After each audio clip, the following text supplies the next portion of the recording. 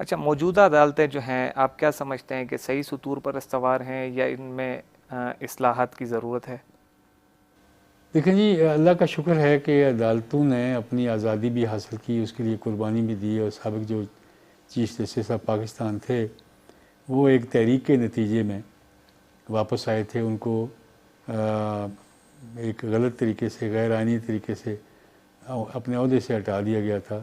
اور نہ صرف یہ بلکہ 60 سے زیادہ سینئر ججز سپریم کورٹ اور ہائی کورٹوں کے، ان کو بھی اپنے گھر بھیج دیا گیا تھا.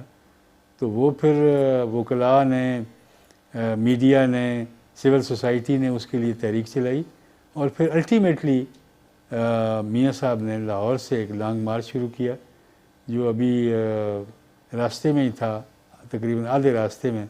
تو پھر یہ طے کیا گیا کہ اس تحریک کو اسلام آباد میں آنے سے پہلے ہی ان کا مطالبہ منظور کر لیا جائے. تو پھر یہ چیف جسٹس صاحب کو اور باقی ججز کو بحال کر دیا گیا تھا.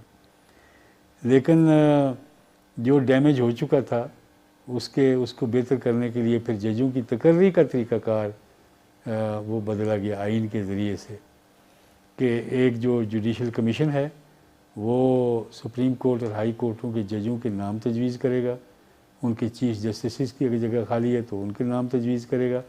پھر پارلیمنٹ کی ایک کمیٹی ہے جس میں قومی اسمبلی کے ارکان بھی ہیں 4 جو حکومت اور اپوزیشن سے ہیں، اور سینٹ میں سے بھی 4 ہیں جو حکومت اور اپوزیشن سے برابر ہیں.